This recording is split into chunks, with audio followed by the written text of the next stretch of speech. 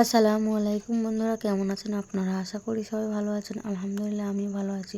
আবার একটি নতুন ভিডিও নিয়ে আপনাদের সঙ্গে চলে এসেছি মিজানুর রহমান আজারির ওয়াজ। আপনারা যারা যারা মিজানুর রহমান আজারির ওয়াজ শুনতে ভালোবাসেন তারা ফুল ভিডিওটি দেখতে থাকেন, আশা করি ভালো লাগবে। বিশ্বনবী পৃথিবীতে এসেছেন পরিবর্তনের জন্য। তিনি কোনো জায়গায় খারাপ কিছু দেখলেই পরিবর্তন করে দিতেন। এক সাহাবাকে জিজ্ঞেস করলেন, কি নাম?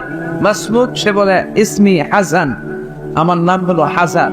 হাসান মানে দুশ্চিন্তা। হাসান মানে, বিশ্বনবী বললেন, হাসান কারো নাম হতে পারে? দুশ্চিন্তা এটা একটা নাম হইলো? বিশ্বনবী বললেন, তোমার নাম আজকে থেকে হাসান নয়, আজকে থেকে তোমার নাম সাহাল। কি না? সাহাল মানে সহজ।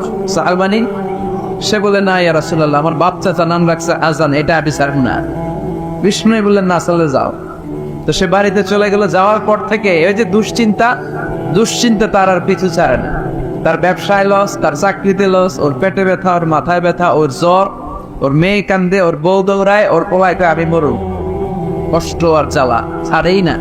সবাই বলে, ওই যে বিষ্ণুনবী তোমার একটা সুন্দর নাম দিয়েছিল, আনো নাই, এর বদল লাগছে, যাও নবীর কাছে মাফ চেয়ে নামটা চেঞ্জ করে।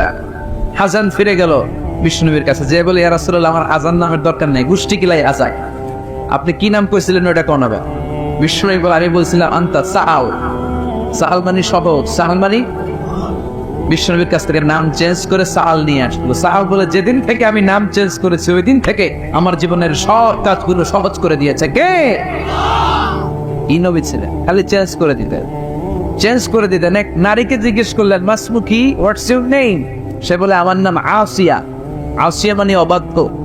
বিষ্ণুনবী বলেন, এর একটা নাম হইলো? তোমার নাম আজকে থেকে জামিলা। জামিলা মানে সুন্দরী, বিউটিফুল লেডি। জামিলা মানে সুন্দরী। সে নাম চেঞ্জ করে জামিলা নিয়ে নিন। সবাই বলল, যেদিন থেকে বিষ্ণুনবী তার নাম জামিলা করেছে ওই দিন থেকে মরার আগের দিন পর্যন্ত এই মহিলার সৌন্দর্যে কোনোদিন ভাটা পড়ে না। আবার বিষ্ণুনবী মক্কা থেকে মদিনায় হিজরত করতে গেলেন। বিষ্ণুনবী বললেন, মাসমু হাদিল আরদ, এই জমিনের নাম কি? সবাই বলল, এই জমিনের নাম ইয়াসরিব। কি নাম? মদিনার আগের নাম ইয়াসরিব। ইয়াসরিব মানে to take revenge from someone, তার থেকে প্রতিশোধ নেয়া। বিষ্ণুনবী বললেন, আমি যেই শহরে থাকবো ওই শহরের নাম হবে প্রতিশোধ। How come? It's quite impossible, অসম্ভব। আমি রহমতের নবী, ওমা আরসালনাকা ইল্লা I have sent you as a mercy for the entire universe. ও নবী, আমি আপনাকে গোটা বিশ্বের জন্য রহমত করে পাঠিয়েছি। রহমতের নবী যেই শহরে থাকবে ওই শহরের নাম প্রতিশোধের শহর না। আজকে থেকে এই শহরের নাম তওবা কিংবা তয়বা, পবিত্র শহর। পরবর্তীতে এই শহরের নাম করা হলো মদিনাতুর রাসূল, মদিনাতুন নবী। সুবহানাল্লাহ। আবার বিশ্বনবী আরেক এলাকায় সফরে গেলেন। বললেন, মাসমু হাদিহিল আরদ, এই এলাকার নাম কি? সবাই বলে গাদিরা। কি বলে? গাদিরা। গাদিরা মানে আরদুন লা শাজারা ফিহি ওয়ালা নাবাত, এমন শহর যে শহরে কোনো গাছ পালা, লতা পাতা, ঘাস জন্মায় না। বিষ্ণুনবী বললেন, এটা একটা নাম রাখছো তোমরা, গাদিরা। এই গাদিরা নামের কারণে এই এলাকায় কোনো গাছপালা হয় না, ওই এলাকায় কোনো গাছ হয় না। বিষ্ণুনবী বললেন, মিনাল ইয়াউম, আজকে থেকে এই এলাকার নাম গাদিরা নয়, আজকে থেকে এই এলাকার নাম আমি চেঞ্জ করে দিলাম গাদিরা। খাদেরা মানে সবুজ। খাদেরা মানে কি? বিশ্বনবীর নাম চেঞ্জ করে দেওয়ার সাথে সাথে ওই এলাকায় ঘাস লতা পাতায় সবুজ শ্যামল হয়ে। এই জন্য পরিবর্তন লাগবে। We have to make a change. পরিবর্তন লাগবে। এই লোক দেখানো মানসিকতা থেকে আমাদের বেরিয়ে আসতে হবে। মাহফিল কাঁপানো, মাহফিল জমানো, মাহফিল ধরে রাখা, এগুলার কোনোদিন বলবেন? সব হবে আমাদের একজনের খুশির জন্য। তিনি কে? চিল্লাই বলে, আল্লাকা সিররুন ইনদাল্লাহ বাইনাকা আনতা ওয়া বাইনাল্লাহ, আল্লাকা সাদাকাতুন তাখফা লা ইয়ালামুহা ইল্লাল্লাহ, আল্লাকা সিররুন ইনদাল্লাহ বাইনাকা আনতা ওয়া বাইনাল্লাহ, আল্লাকা সাদাকাতুন তাখফা লা ইয়ালামুহা ইল্লাল্লাহ। সুবহানাল্লাহ। হাল লাকা সিররুন ইনদাল্লাহ বাইনাকা আনতা ওয়া বাইনাল্লাহ, তোমার আর তোমার আল্লাহর মধ্যে এমন কোন গোপন বিষয় আছে নাকি যেটা আল্লাহ ছাড়া কেউ জানে না? তোমার জীবনে এমন কোন গোপন দান আছে নাকি যেটা আল্লাহ ছাড়া কেউ দেখেনি? আমরা এখন দেখায় দান করতে চাই, আছে না নাই? অমুক সমাজপতি শিল্পপতি 2 লক্ষ টাকা বলেন বরাবর আছে না নাই? লোক দেখ না, এটা মিজানের পাল্লায় উঠালে কোনো ওজন হবে না। আপনি গোপনে 1 টাকা দিচ্ছেন, এটারে উহুদ পাহাড়ের সমান ওজন করে আমলনামায় তুলে দিবে কে?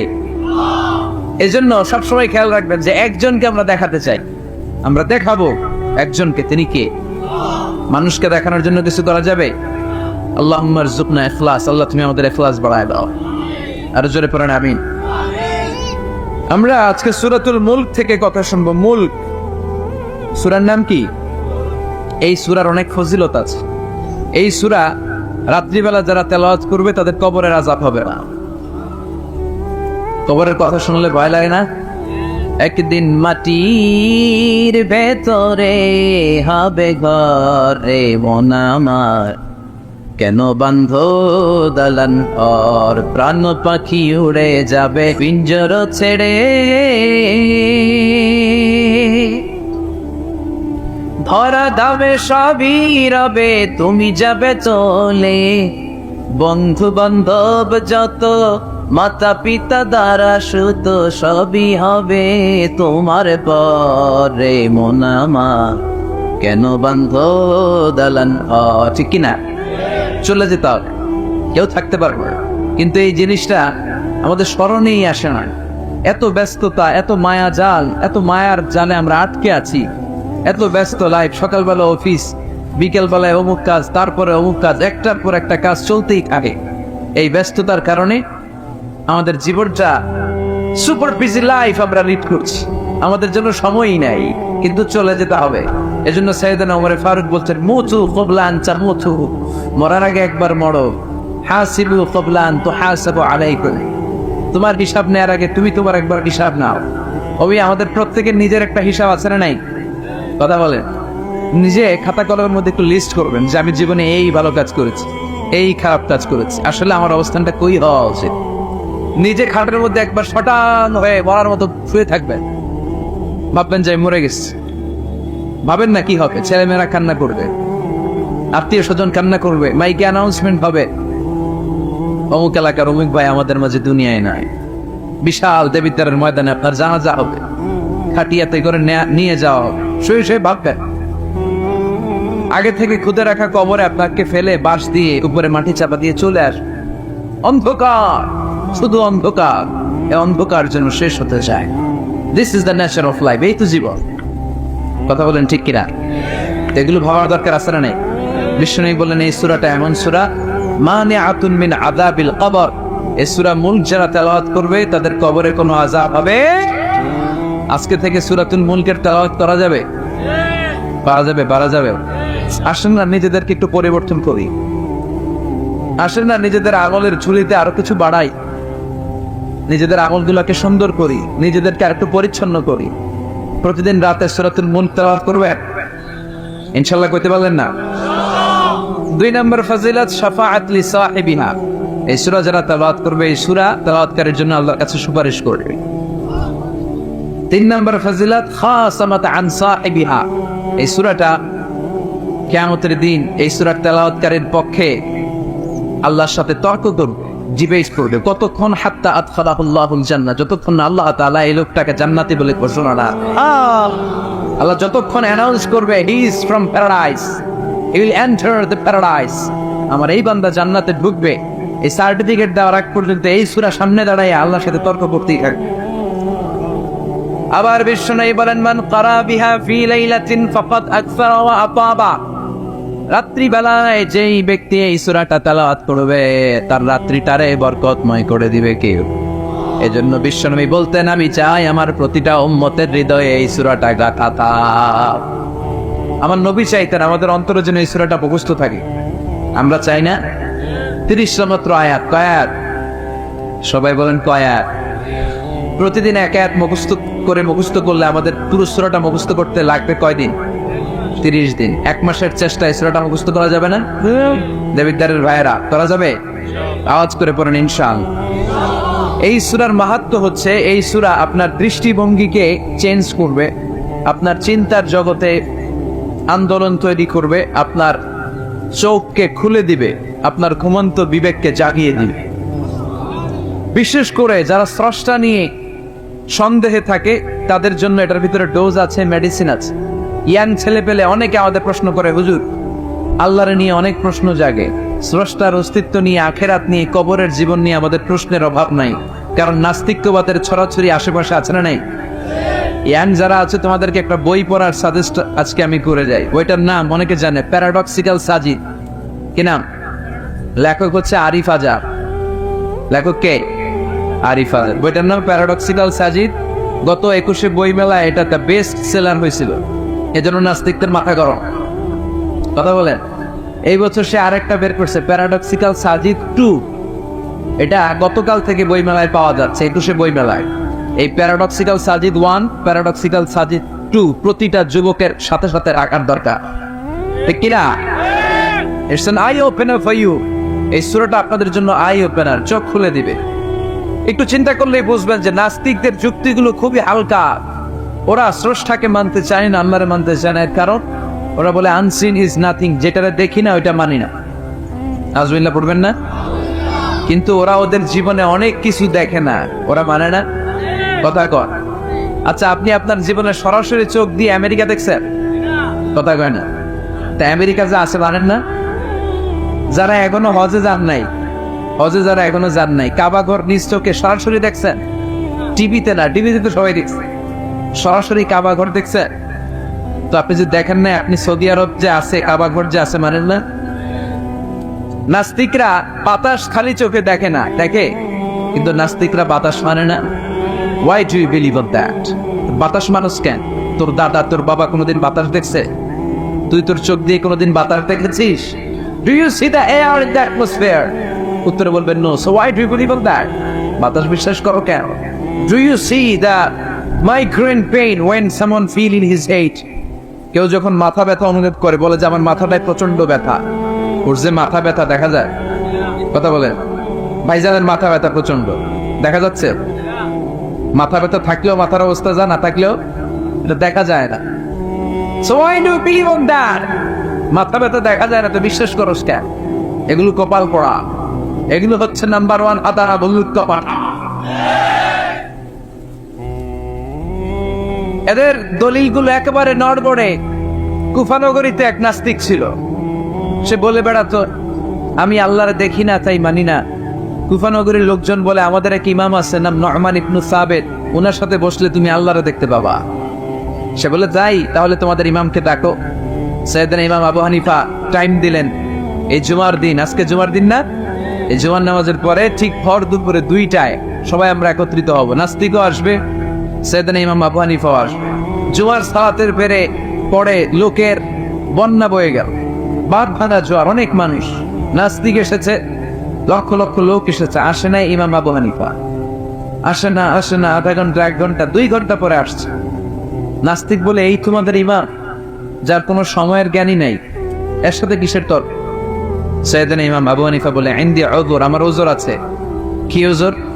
সাইয়েদনা ইমাম আবু হানিফা বলেন আমি ঘর থেকে বের হয়ে আসার পথে একটা নদী পার হয়ে আসতে হয়।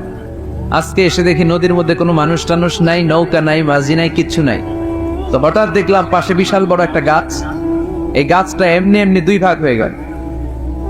হঠাৎ গাছ থেকে এমনি এমনি লম্বা তক্তা হয়ে গেল, এমনি এমনি তক্তাগুলো জোড়া লেগে নৌকা হয়ে গেল। আর নৌকা আমার সামনে আসলে, মাঝি ছাড়া, লগি বৈঠা ছাড়া আমি নৌকায় যেয়ে বসলাম। নৌকাটা আমার নিয়ে টান দিয়ে সাঁ করে ওপার নিয়ে গেল। তো এই যে এই কাজগুলো আর প্রসেসিং গুলো হতে আমার 2 ঘন্টা সময় লেগেছে। নাস্তিক কয় তবে ইমাম গাঞ্জা খাচ্ছে, মাথার তার ছিঁড়া গেছে। তাহলে কোন সুস্থ মানুষ এই কথা বলতে পারে? এমনি এমনি নাকি গাছ ভেঙে তক্তা হয়, এমনি এমনি নাকি তক্তা লেগে নৌকা হয়, এমনি এমনি নাকি মাঝি ছাড়া নৌকা চলে? সাইয়েদনা ইমাম আবু হানিফা বললেন এই তো আপনি লাইনে চলে আসছে, আপনার বুঝানো এখন আমার খুব সহজ হবে। এমনি এমনি গাছ কাটে না করাত ছাড়া, এমনি এমনি তক্তা জোড়া লাগে না, নৌকা হয় না মিস্ত্রি ছাড়া, এমনি এমনি নৌকা চড়ে না মাঝি ছাড়া। তাহলে এত বিশাল বড় আকাশটা কেমন করে এমনি এমনি হলো? জমিনটা কেমন করে এমনি এমনি হলো? সাগর, মহাসাগর, পাহাড়, মরুভূমি কেমন করে এমনি এমনি হলো? এগুলোর একজন স্রষ্টা আছে না নাই? নাস্তিক কয় তাই তো, আসলেই তো আমি হাদারাম, আসলেই তো আমি উল্লুক্কা পাঠা, এইভাবে তো আমি কখনো ভেবে দেখি নাই। এইভাবে তো কখনো চিন্তা করি নাই। ওই বাপ, তুমি আমার ঘুমন্ত বিবেককে জাগিয়ে দিয়েছো, তুমি আমার চোখের সামনের পর্দাটা উঠিয়ে দিয়েছো, তুমি আমার দৃষ্টিভঙ্গিকে পরিবর্তন করে দিয়েছো। ওই বাপ, তুমি আমার চোখ খুলেছ, তুমি আমাকে হক চিনতে সাহায্য করেছো। আর দেরি করতে চাই না, মনে পড়িয়ে দাও লা ইলাহা ইল্লাল্লাহু মুহাম্মাদুর রাসূলুল্লাহ। কালিমা পড়ে মুসলমান হয়ে গেছে। আল্লাহু আকবার বলে। এমনি নাস্তিকদের জন্য এই সূরার ভেতরে আল্লাহ তাআলা অনেক দিগদর্শন রেখেছেন, জীবন দর্শন রেখেছেন। আল্লাহ বুঝাতে চান যে গোলাম, আমারে চেনার জন্য, আমারে দেখার জন্য তো ডক্টরেট ডিগ্রি লাগবে না, তো ব্যাচেলর ডিগ্রি, মাস্টার্স ডিগ্রি লাগবে না। তুই আমার সৃষ্টির দিকে একটু নজর করে তাকা, একটু ঠান্ডা মাথায় চিন্তা করে দেখ, একটু সাগরের দিকে তাকা, একটু নদীর দিকে তাকা, একটু পাহাড়ের দিকে তাকা। তাকালেই তুই বুঝবি someone is controlling everything। একজন এমডি আছে, ম্যানেজিং ডাইরেক্টর, মহা ব্যবস্থাপক, যিনি গোটা বিশ্বের সব ব্যবস্থাপনার আঞ্জাম দিচ্ছেন। চিল্লায় বলেন ঠিক কিনা? আল্লাহ বলে তুই সাগরের দিকে তাকা, পাহাড়ের দিকে তাকা, নদীর দিকে তাকা। সাগরের দিকে তাকালে আমি আল্লাহরে খুঁজে পাবি। ঝর্ণার দিকে তাকা, ঝর্ণার মধ্যে আল্লাহর নিদর্শন আছে না নাই?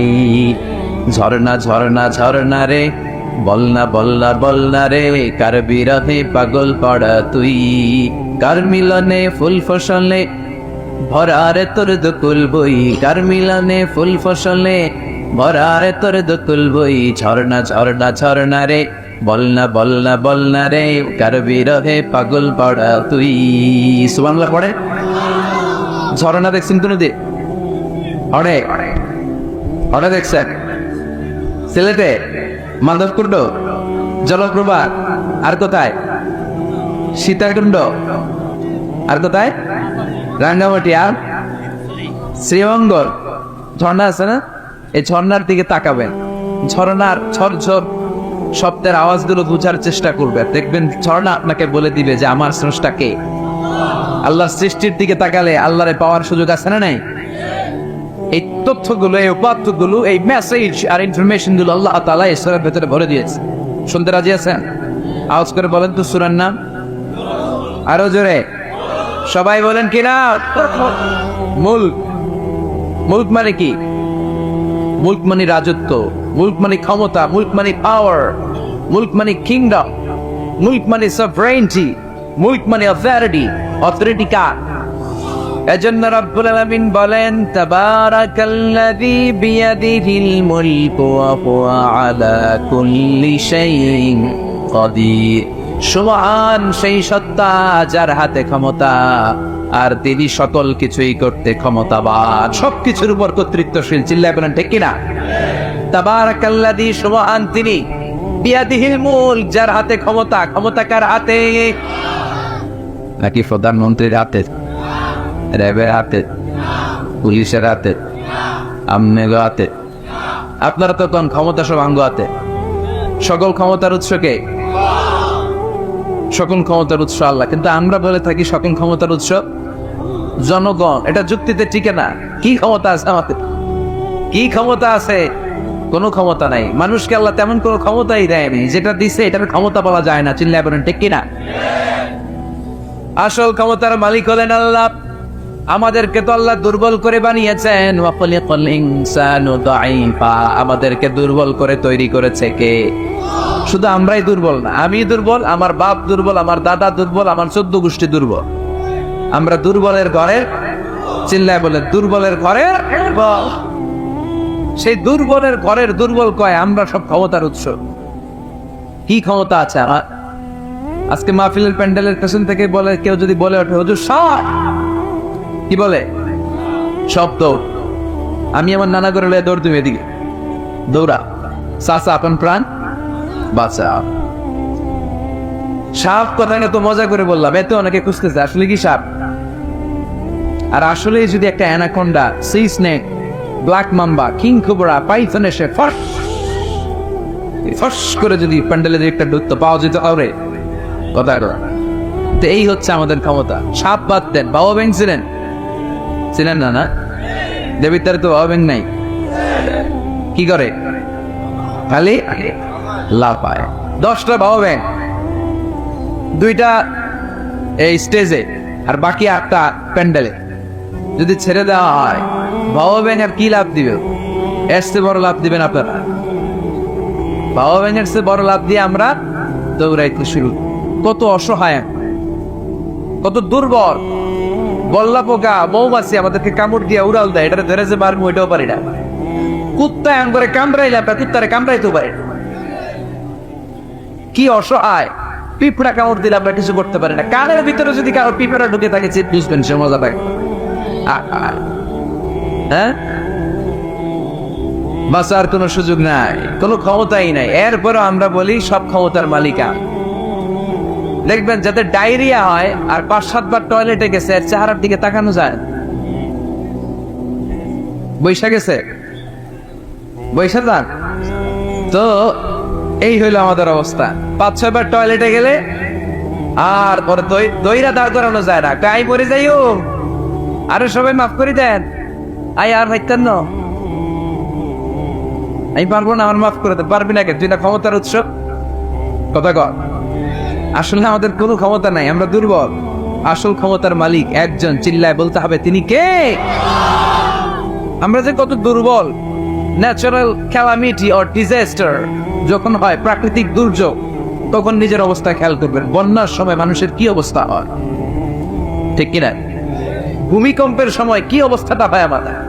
রাত 3টার দিকে যদি ভূমিকম্প হয়, তো লুঙ্গি পইরা দৌড়, লুঙ্গি ছাড়াও দৌড়, আগে যান বাঁচাও।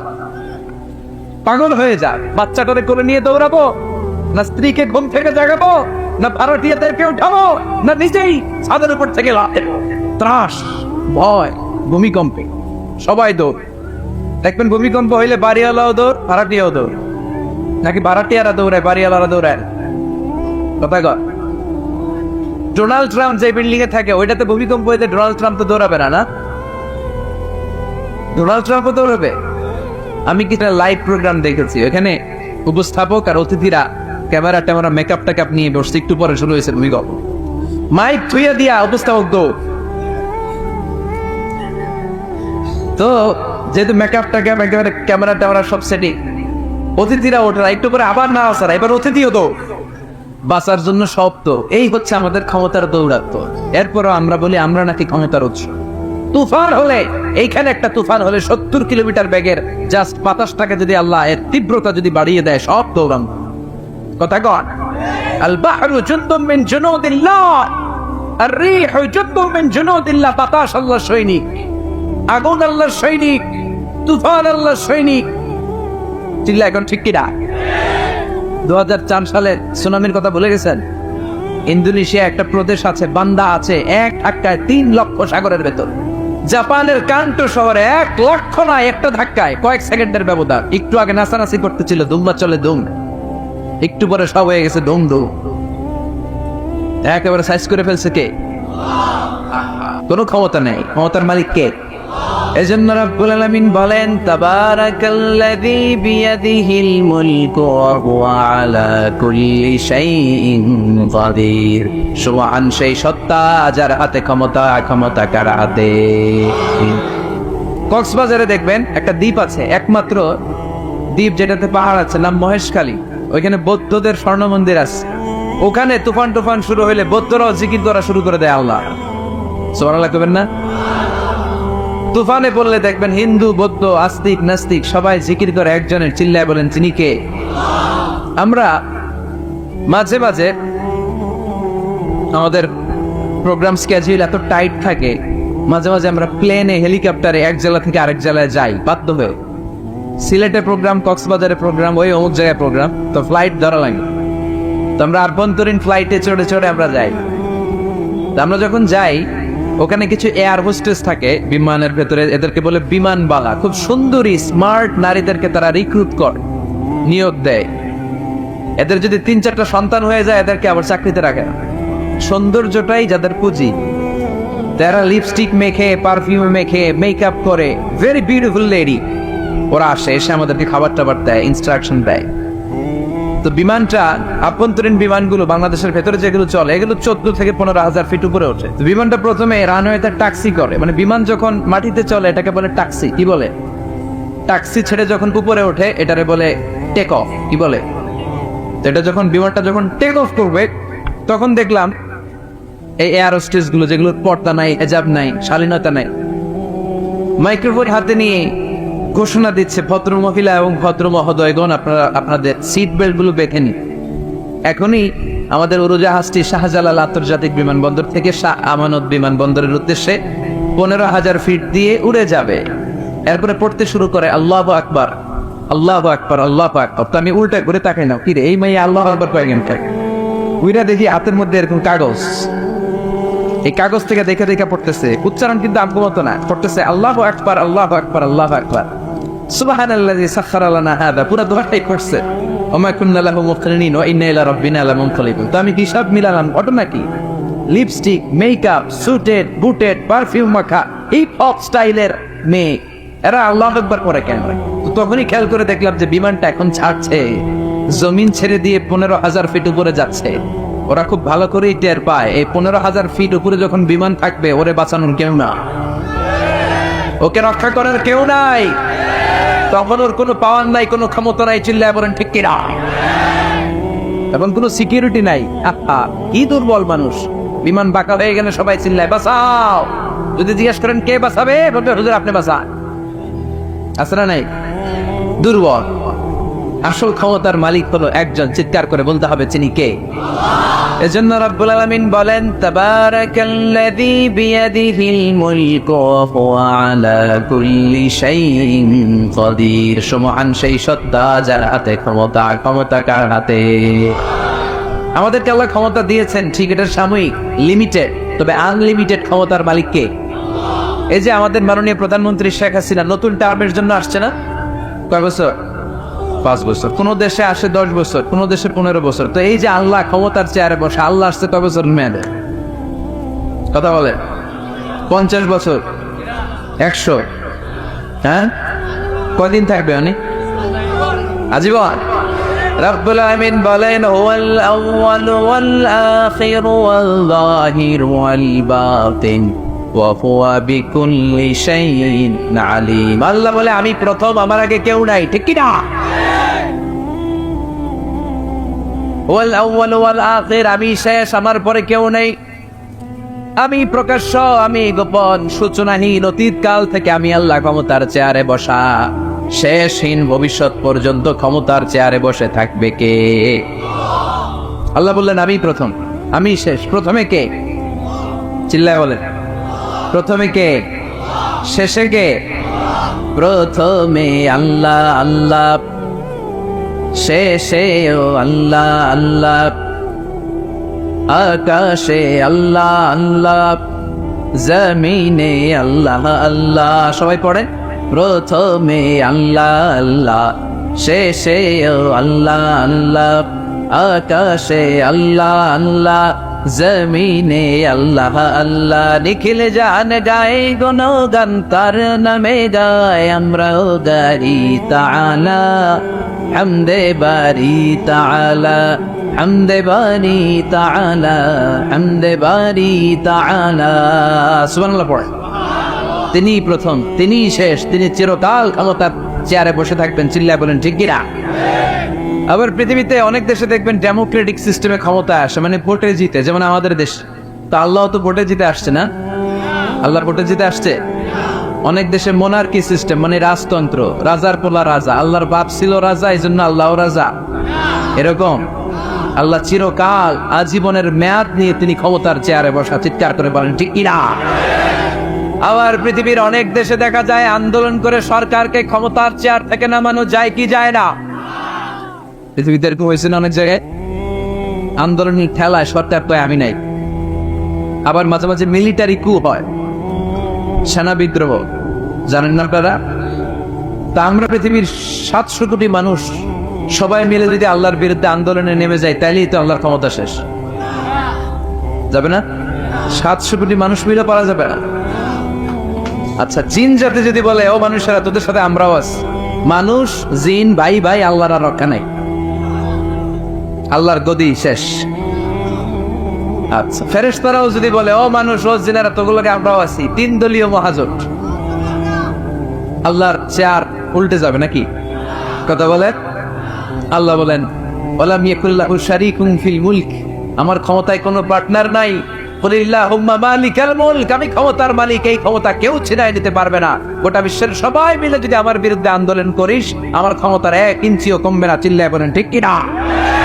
সে আল্লাহ বললেন তাবারাকাল্লাযী বিয়াদিহিল মুলকু ওয়া হুয়া আলা কুল্লি শাইইন কাদির, সমহান সেই সত্তা যার হাতে ক্ষমতা, ক্ষমতা কার হাতে? ওয়া হুয়া আলা কুল্লি শাইইন কাদির, তিনি সব বিষয়ে ক্ষমতাবান। ফাআলুল লিমা ইউরিদ, যা চান তিনি তাই করতে পারেন। তিনি কে? তিনি পাহাড়কে দরিয়া করতে পারেন, দরিয়াকে পাহাড় করতে পারেন, ধনীরে গরিব বানাতে পারেন, গরিবরে ধনী বানাতে পারেন, সম্মানিতকে অপমানিত করতে পারেন, অপমানিতকে সম্মানিত করতে পারেন। চিৎকার করে পারেন ঠিক কিনা? তিনি ক্ষমতার মালিক, সকল ক্ষমতার উৎস হচ্ছেন তিনি, সকল ক্ষমতার উৎস আমরা জনগণ। আর কোনোদিন বলবে দেবিদ্বারের ভাইরা? তাহলে চিল্লায় বলেন তো, সকল ক্ষমতার উৎস কে? আল্লাহ সকল ক্ষমতার উৎস। এর কিছু দূর পরে আল্লাহ বলেন ওয়ালাকাদ যায়্যানাস সামাআদ দুনিয়া বিমাসাবিহা ওয়া জাআলনাহা রুজুমান লিশ-শায়াতিন, আমি প্রথম আকাশের মহাশূন্যটাকে আলো দিয়ে তারা দিয়ে সুশোভিত করেছি, আবার এই তারা দিয়ে আমি জিনদেরকে আঘাত আর প্রহারের ব্যবস্থাও করেছি। সুবহানাল্লাহ পড়েন। অনেক লম্বা কথা, আমি সংক্ষেপে মেসেজগুলো আপনাদের কাছে পৌঁছে দিই। আল্লাহ বলেন আমি প্রথম আকাশের মহাশূন্যটাকে তারা দিয়ে সাজিয়েছি। I have beautified the closer sky with light, candle and stars. মাথা উপরের দিকে তুললে আমরা যেটা দেখি এটা কি? আসলে এটা আকাশ না, এটা মহাশূন্য। এটা কি? আকাশ অনেক উপরে, আমরা খালি চোখে যা দেখি এটা প্রথম আকাশের মহাশূন্য।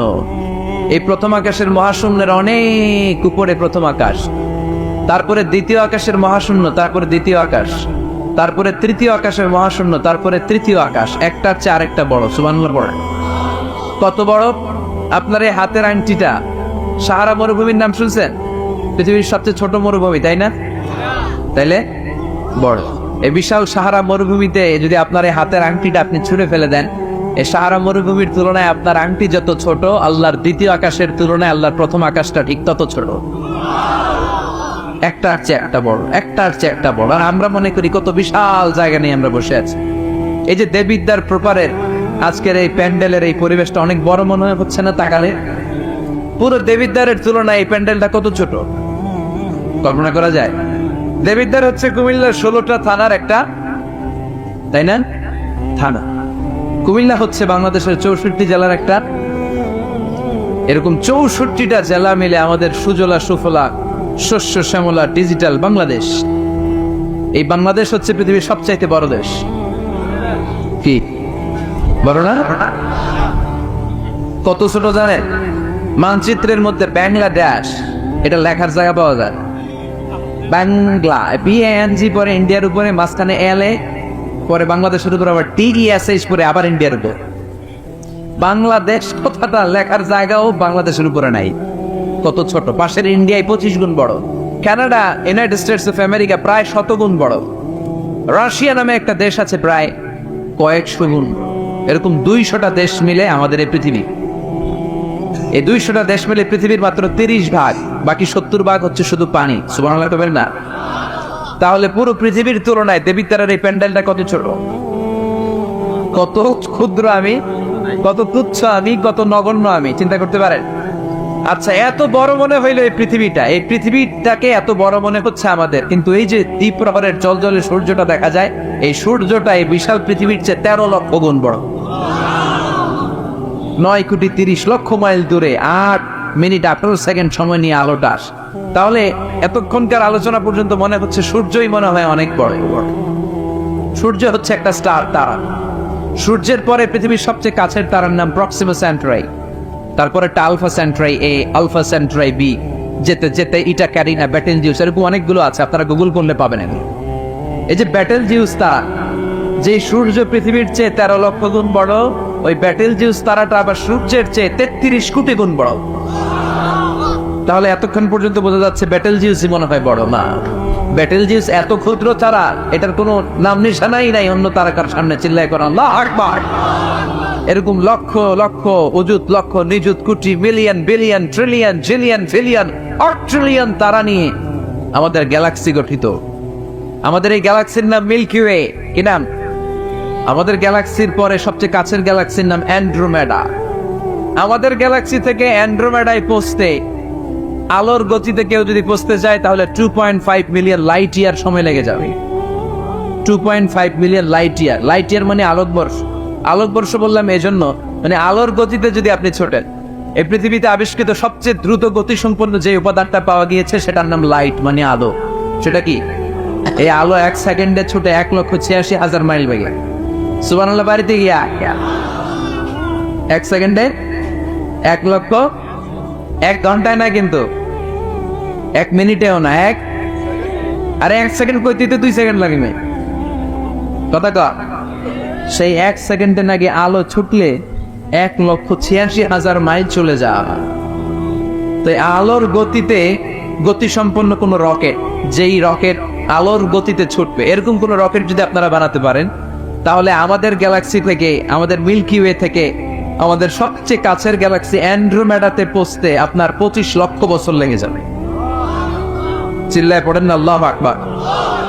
পৃথিবী না জানুক আমি তো জানি, আমি কি পাপ করেছি হায়, আমার পাপের করলে বিচার, বাঁচার আমার নাই উপায়, দয়াময় প্রভু মাফ করো আমায়,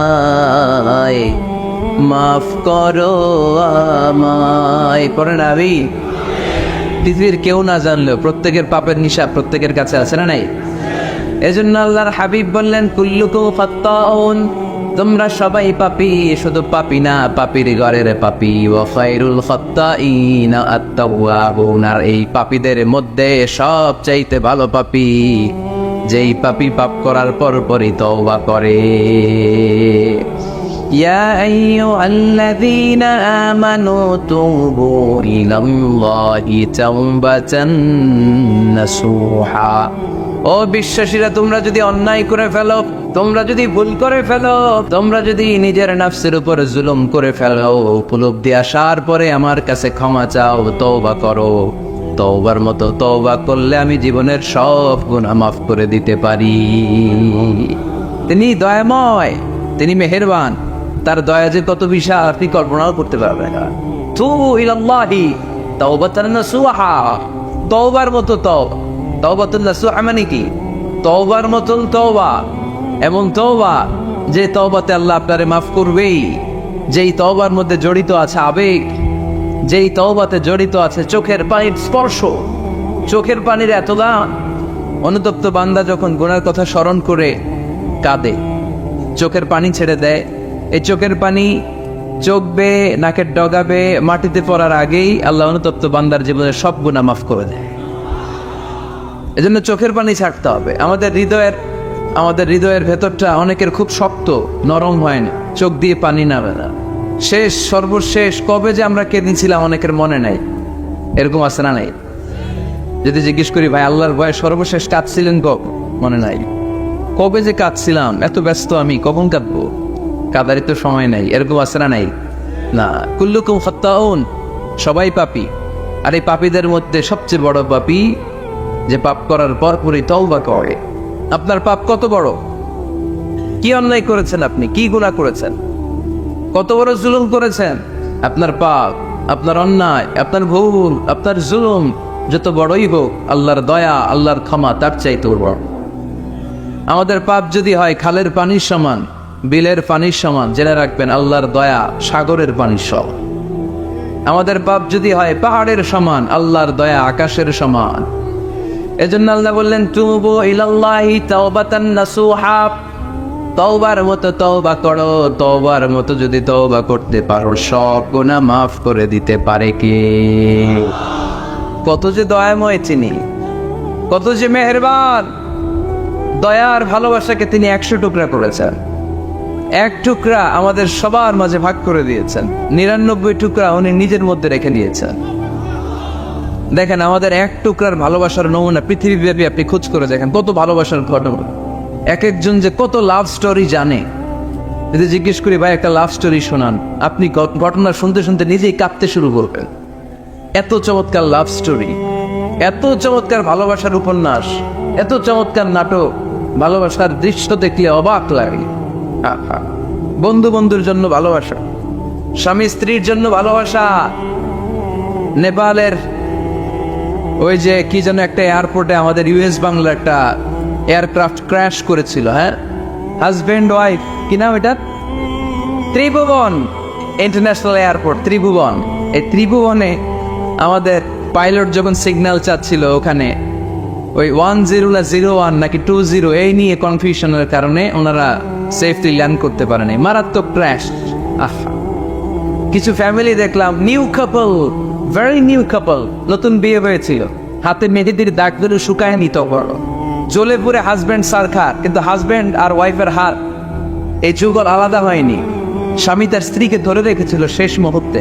বিমানের ভেতরে যখন ফায়ার গ্যাসের মধ্যে ওরা চিৎকার করছিল, শেষ নিঃশ্বাস যখন ত্যাগ করছিল, হাজব্যান্ড তার ওয়াইফের হাত ছাড়েনি, ওয়াইফ ছাড়েনি স্বামীর হাত। ভালোবাসার নমুনা, এক ভাগ ভালোবাসার ছিটেফোঁটা আমরা পেয়েছি, ঠিক কিনা? ওই এক ভাগ কি আমি একা পাইছি, আপনি একা পাইছেন? আমরা সবাই মিলে। আমি পত্রিকায় একটা রিপোর্ট দেখেছি, আমি প্রায় বলি, বন্যার পানিতে পানি খেতে খেতে মা জীবন শেষ, কোমর পানি, গলা পানি, নাক সমান পানি, পানি খেতে খেতে শেষ, কিন্তু বাচ্চাটারে বুদ্ধি করে বালতির মধ্যে এরকম চেপে ধরে রাখছে, বন্যার পানিতে পানি খেতে খেতে মা শেষ, আল্লাহর মেহেরবানিতে বাচ্চাটা মরে নাই। এই কলিজার টুকরা দুধের বাচ্চার জন্য মা জীবন দিয়ে দিল। এই বাচ্চার জন্য মায়ের হৃদয়ের ভালোবাসাটা ঢুকাই দিছে কে? দুনিয়ার ভালোবাসার নমুনা যদি এই হয়, 100 টুকরা ভালোবাসার এক টুকরার এক্সাম্পল যদি পৃথিবীতে এই হয়, যার মধ্যে 99 টুকরা ভালোবাসা তিনি রেখে দিয়েছেন, তার ভালোবাসা বেশি না কম? এজন্য আল্লাহ বললেন, তওবার মতো তওবা করো, ক্ষমার মতো ক্ষমা চাও, কাদার মতো কাঁদো, কাদার মতো কাঁদলে সব মাফ করে দেয় কে? আপনি কি পাপ করছেন? আপনি কি অন্যায় করেছেন? কেন আপনি হতাশ? কেন আপনি নিরাশ? লা তাইয়াসু মির রাউহিল্লাহ, ইন্নাহু লা ইয়াইয়াসু মির রাউহিল্লাহি ইল্লাল কওমুল কাফিরুন। আল্লাহর রহম থেকে, ভালোবাসা থেকে নিরাশ হয়ো না। আল্লাহর রহমত আর দয়া থেকে নিরাশ হয় তারা যারা কাফের, ঠিক কিনা? কত পাপ করেছেন আপনি? বনি ইসরাইলের এক সিরিয়াল কিলার ছিল, সহিহ বুখারীতে এসেছে, সে এত হত্যা করেছে, হত্যা করতে করতে করতে 99 জন মানুষকে সে সিরিয়ালি মার্ডার করে ফেলছে। কয়জনকে? আপনি মারছেন কয়জন রে? আমি মারছি কয়জন রে? সে 99 জনকে মারছে। কয়জনকে? 99 জনকে। মারার পরে তার অন্তরে ভয়, আয়রে 99 জনকে আমি শেষ করে দিলাম, না জানি আমার নসিবে কি আছে, না জানি আল্লাহ আমারে কি শাস্তি দেয়। ভয়ে এক রাহেবের কাছে গেল, খ্রিস্টান পাদ্রী, খ্রিস্টানদের আল্লাহর ওলি, যে বলে, ও আল্লাহর ওলি, আমার তো বড্ড ভয় হয়, আমি অপরাধ করেছি। কি অপরাধ? আমি 99 জনকে হত্যা করেছি। রাহেব বলে, 99 জনকে হত্যা করছো? সর্বনাশ, তোর কপালে তো ক্ষমা নাই। সিরিয়াল কিলার কয়, আমার কপালে যদি ক্ষমা না থাকে তোরে বাঁচায় রে গেলাম কি? আমি যেহেতু শেষ, তোরও শেষ করে হবে। এবার সেঞ্চুরি, এবার সেঞ্চুরি করে আবার ভয়, হায় রে 100 জনের মারলাম, না জানি আমার নসিবে কি আছে। খুঁজতে লাগলো কোনো ভালো আলেম আছে কিনা। আলেমের কাছে গেছে, যে বলে, আলেম 100 হত্যা করেছে আমি, 100 খুনের আসামি, আমার নসিবে কি ক্ষমা আছে? আলেম বলে, তুমি কি গুনাহ করছো মিয়া? তোমার গুনাহ যত বড় হোক, তোমার অন্যায় যত বড় হোক, তোমার পাপ যত বিশাল হোক, আমার আল্লাহর দয়া ভালোবাসা তার চাইতেও বিশাল। তুমি একটা ভালো জায়গায় যাও, এই এলাকাটা ভালো না, এখানে সব জালিমদের বসবাস, তুমি ভালো মানুষদের এলাকায় চলে যাও, সেখানে যে তওবা করো। লোকটার অন্তরে ভয় এসেছে, তওবার নিয়ত করেছে। বাসায় যে কাপড় চোপড় ব্যাগের ভেতরে ভরে ঘর থেকে বের হওয়ার সাথে সাথে মালাকুল মাউত এসে রূহ কবজ করেছে। ফাজাআত মালাইকাতুর রাহমাহ ওয়া মালাইকাতুল আযাব, রহমতের ফেরেশতারা আসছে, আযাবের ফেরেশতারা আসছে। রহমতের ফেরেশতারা বলে, যেহেতু রিয়েলাইজেশন আসছে, ভালো পথে যাওয়ার ইন্টেনশন আসছে, আমরা রুম নিব। আযাবের ফেরেশতারা বলে, না, এখনো তো ভালো হইতে পারে নাই। 100টা খুনের বিষয়টা সহজ না। 100 জন মানুষকে হত্যা করেছে, তার রূপটা আমরা নিয়ে সিজ্জিনে ঢুকাবো। রহমতের ফেরেশতারা বলে না, তার রূপটা আমরা নিয়ে ইল্লিনের ভেতরে ঢুকাবো। 2 দল ফেরেশতার মারামারি, 2 দল ফেরেশতা ঝগড়া লেগে গেছে। এরা বলে আমরা, এরা বলে আমরা। ভেজাল আছে না নাই? আল্লাহ বলে ধাক্কা ধাক্কি আর ঝগড়ার দরকার নাই, ফিতা দিয়ে মাফুল। ভালো এলাকাটা যে এলাকায় যাচ্ছিল ওই এলাকাটা যদি কাছে হয়, রহমতের ফেরেশতারা নিয়ে যাও। খারাপ এলাকা যদি কাছে হয়, আযাবের ফেরেশতারা নিয়ে যাবা। খারাপ এলাকাটা কি কাছে নাকি অনেক কাছে? একেবারে কাছে, ঘর থেকে মাত্র বের হয়েছিল, ঠিক কিনা? আর ভালো এলাকা তো অনেক দূর। আল্লাহ জামিনকে আদেশ করলেন, ভালো এলাকাটা তুই সংকুচিত হয়ে কাছে চলে আয়, খারাপ এলাকাটা তুই দূর থেকে দূরান্তরে চলে যা। মেপে দেখা গেল যে খারাপ এলাকা অনেক দূরে, ভালো এলাকা একেবারে কাছে। রহমতের ফেরেশতারা তার রূহ নিয়ে জান্নাতে ঢুকে। চিল্লায় পড়েন আল্লাহু আকবার। এজন্য তওবা যদি তওবার মতো করতে পারেন, চাওয়ার মতো যদি আল্লাহর কাছে চাওয়া যায়, সব গুনাহ মাফ করে দিবে কে? বিশ্বনবী বলেন, আমার আগের কোনো গুনাহ নাই, পরের কোনো গুনাহ নাই। লিয়াগফির লাকাল্লাহু মা তাকদ্দামা মিন যামবিকা ওয়া মা তাআখার। আল্লাহ বললেন, নবী আপনার কোনো গুনাহ নাই, আপনি মাসুম, নিষ্পাপ, নিষ্কলুষ, আপনার কোনো পাপ নাই, গুনাহ নাই, অন্যায় নাই। তারপরে বিশ্বনবী বলেন, ওয়াল্লাহি লা আস্তাগফিরুল্লাহ ওয়া আতুবু ফিল ইয়াউমি আকসার মিন 70 মাররা। প্রতিদিন আমি বিশ্বনবী 70 বারেরও বেশি আল্লাহর কাছে তওবা করি। কয়বারের বেশি? কোনো গুনাহ আছে? কোনো পাপ আছে? কোনো অন্যায় জীবনে করেছে? উনি যদি প্রতিদিন করে 70 বার, আমাদের করা দরকার কয়বার? হ্যাঁ, 70,000 বার। আচ্ছা, আমরা করি কয়বার? কয়বার করি? বছরে করি না 70 বার, ঠিক কিনা? আওয়াজ করে সবাই তওবা পড়েন, পড়েন আস্তাগফিরুল্লাহ, আবার পড়েন আস্তাগফিরুল্লাহ, আবার পড়েন আস্তাগফিরুল্লাহ। আপনার তওবা, আপনার ইস্তেগফার আপনি নিজেই পড়বেন। অনেকে বলে ইমাম সাহেব না আনলে তওবা পড়া যাবে না, আছে না নাই? হুজুরের সাথে তওবা পড়াইতে হয়। আপনাদের কক্সবাজারে আলহামদুলিল্লাহ এগুলা নাই না? বেশি না, আপনার তওবা আপনি করবেন, আপনি অনুতপ্ত হবে। আপনি ডাকতে দেরি, আল্লাহ ডাকে সাড়া দিতে দেরি হয় নাই। ওয়াইদা সাআলাকা ইবাদি আন্নী ফাইন্নী কারীব। যখন জিজ্ঞেস করে আমি কোথায়, নবী আপনি বলে দেন আমি কাছে। আল্লাহ কাছে না দূরে? আল্লাহর কাছে কোনো ভায়া হয়ে যাওয়া লাগে, কোনো কেরানি হয়ে যাওয়া লাগে না, কোনো মাধ্যম হয়ে যাওয়া লাগে আল্লাহর কাছে? আল্লাহ বলে ডাকলেই আল্লাহ ডাকে শোনা দেয়। চিল্লায় বলেন ঠিক কিনা? আল্লাহ বললেন, যদি আমার কাছে আসতে চাও 1 বিঘত, আমি আসি 2 বিঘত। যদি আমার কাছে আসতে চাও 1 হাত, আমি আল্লাহ আসি 2 হাত। যদি আমার কাছে হেঁটে হেঁটে তুমি বান্দা আসতে চাও, আমি আল্লাহ তোমার দিকে দৌড়ে দৌড়ে যেতে চাই।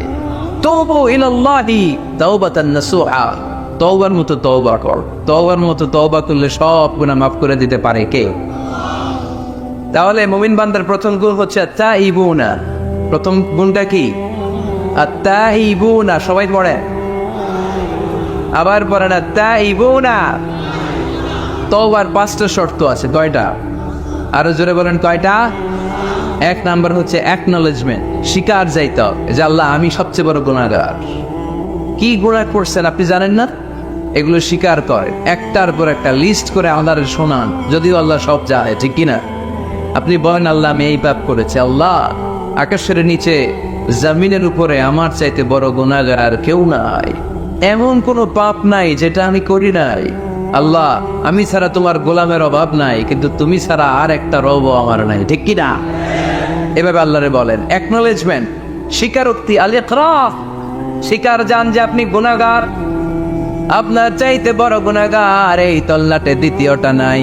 2 নাম্বার হলো রিপেন্টেন্স, অনুতপ্ত হন, চোখের পানি ছাড়েন, মাফ করে দিবে কে? সাইয়েদনা আদম আলাইহিস সালাম ভুল করলেন, ক্ষমা চাওয়ার সময় এই 2টা কাজ তিনি আগে করলেন। প্রথমে তিনি স্বীকার গেলেন তিনি ভুল করেছেন, তারপরে তিনি অনুতপ্ত হলেন।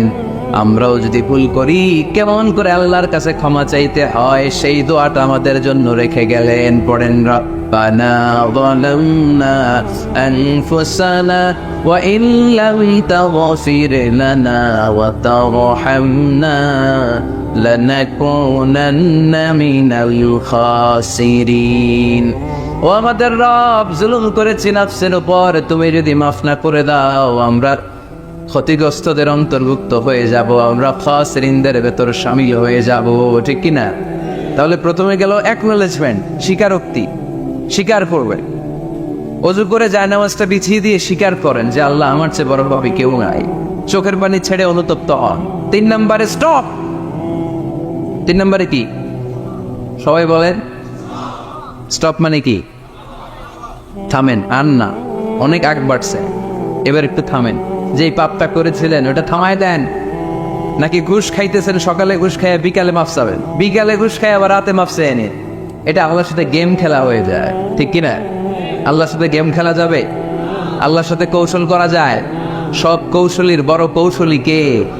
কেউ যেটা পারে না, পারে কে? স্টপ, থামেন। To stop what you have committed from sins, যে পাপ আপনি করেছেন এটা থামায় দেন, আর ওটা করা যাবে। 4 নাম্বার শর্ত হলো টু হেট, ঘৃণা করতে হবে। যে পাপটা করে ফেলছিলেন এটা মনে প্রাণে ঘৃণা করতে হবে, মন থেকে এটার ব্যাপারে একটা ঘৃণা জন্মাতে হবে। 5 নাম্বারে to commit, to determine you never repeat this sin again. আল্লাহর এই ওয়াদা দিবেন, এই কমিটমেন্ট দিবেন যে আল্লাহ, ভারতপক্ষে আমার জীবনে এই পাপ, এই অন্যায় আমি জীবনে করব না। চিন্তায় বলেন ঠিক কিনা? এই 5টা শর্ত সামনে রেখে 5টা শর্তকে আমল করে কেউ যদি তওবার মতো তওবা করে তার জীবনের সব গুনাহ মাফ করে দিবে কে? এজন্য আল্লাহর হাবিব বলতেন, আত্তাইবু মিনাজ যামবি কামান লা যামবা লাহু। তওবার মতো কেউ যদি তওবা করে তার অবস্থা কেমন হয় জানো নাকি? মায়ের পেট থেকে বাচ্চা বের হলে নবজাতকের যেমনি গুনাহ থাকে না, তওবা কবুল হলে ওই ব্যক্তিটাও নবজাতকের মতো হয়ে যায়, তার আমল নামায় কোনো গুনাহ থাকে না। আত্তাইবু মিনাজ যামবি কামান লা যামবা। কেউ যদি তওবার মতো তওবা করে তখন তার অবস্থা এমন হয়ে যায় যে তার আমল নামায় আর কোনো গুনাহই থাকে না। চিল্লায় বলেন ঠিক কিনা?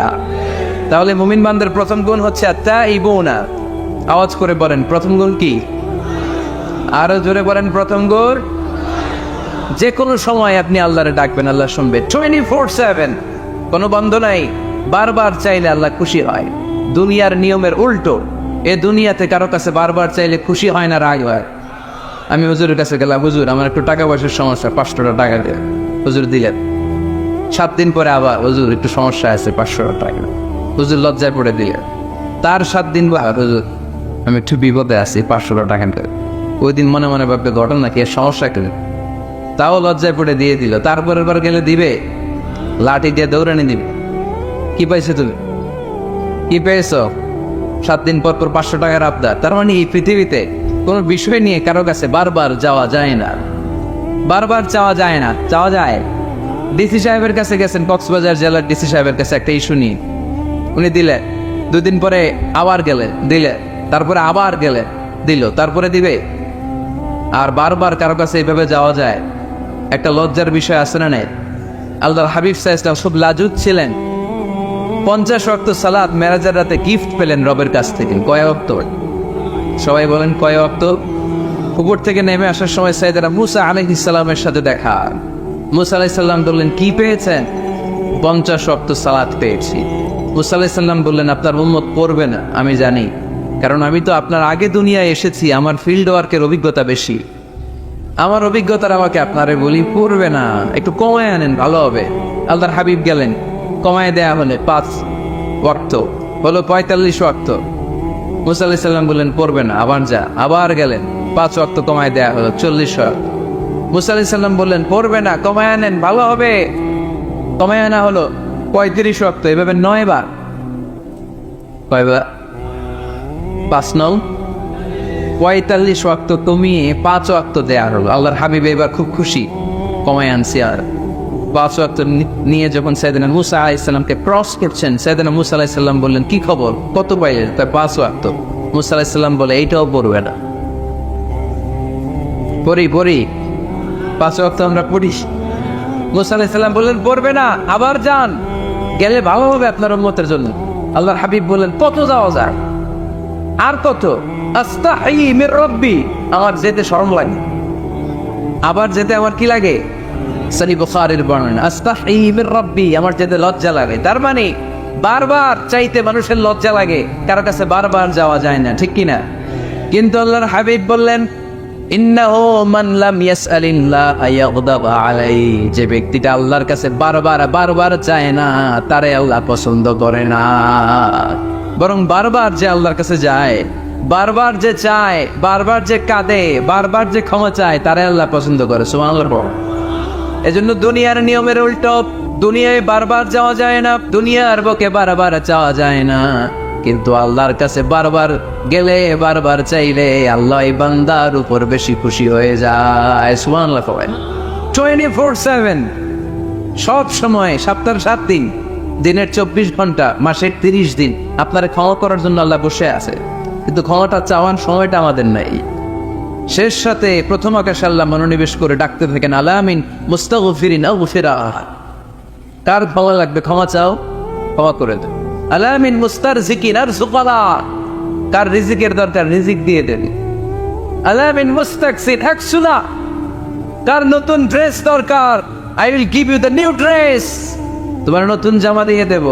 কার চাকরি দরকার, চাকরি চাও, চাকরি দিয়ে দিই। কার বিয়ে হচ্ছে না, আমার কাছে চাও, সুন্দরী বউয়ের ব্যবস্থা করে দিন। ওই যে কয় সুবহানাল্লাহ, এটা কমন পড়ছে সবার না?